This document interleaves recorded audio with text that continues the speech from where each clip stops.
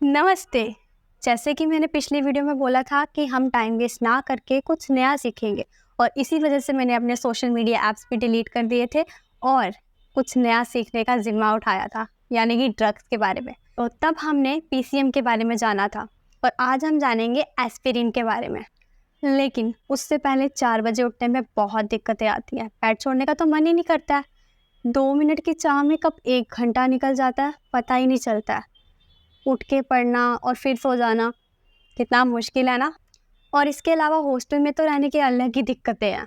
Room की light of होनी चाहिए, दबे पाँव चलना पड़ता है, थोड़ी सी आवाज़ हुई कि सब उठ जाते हैं।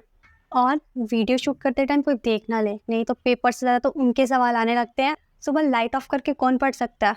तो कितनी दिक्कतें होती हैं ना, एक तो एग्ज़ाम, पढ़ना, हॉस्टल। लेकिन इन सब के बावजूद भी मैंने जैसे तैसे एक हफ़्ता निकाल ही लिया।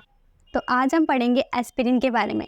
एस्पिरिन एक ओवर द काउंटर मेडिकेशन है, मतलब विदाउट प्रिस्क्रिप्शन भी हम इसे ले सकते हैं। अब एस्पिरिन यूज़ कहाँ कहाँ होती है? एक तो बुखार कम करने के लिए, अगर कोई आपको माइल्ड पेन है, मॉडरेट पेन है, जैसे कि अगर आपको दांत में दर्द है, आपकी मांसपेशियों में दर्द है, आपको हेडेक है, सिर दर्द है, आपको ज़ुकाम है, तो इन जगहों पे ये यूज़ की जाती है। अब हम ये किस किस को देख सकते हैं? एक तो हम हार्ट अटैक वाले पेशेंट्स को दे सकते हैं। अगर हार्ट अटैक के रिस्क को कम करना है तो हम एस्पिरिन देते हैं।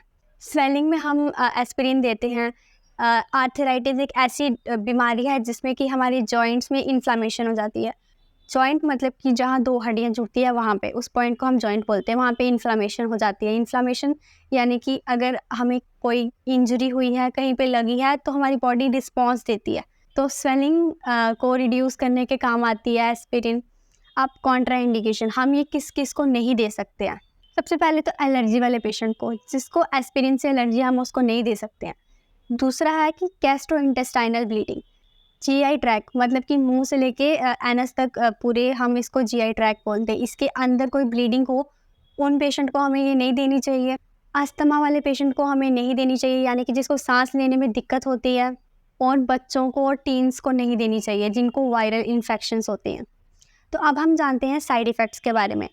साइड इफ़ेक्ट में आपको उल्टी आने का मन होगा, उल्टी भी आएगी, आपके पेट में दर्द होएगा, आपको चांदी हो जाएगी, आपका ब्लीडिंग टाइम इंक्रीज़ हो जाएगा। मतलब कि आपका जब अगर आपको कहीं पे ब्लीड हो रहा है, खून निकल रहा है, तो वो उसका निकलता जाएगा, जल्दी उसका घाव भरेगा नहीं। आपको स्किन पे रैशेज़ हो सकते हैं, आपकी किडनी जो है वो डैमेज हो सकती है और ज़्यादातर बच्चों में रीज सिंड्रोम हो सकता है, यानी कि उनके ब्रेन में दिमाग में सूजन आ सकती है या उनकी लीवर जो है वो डैमेज हो सकती है। तो आज हमने जाना है एस्पिरिन के बारे में।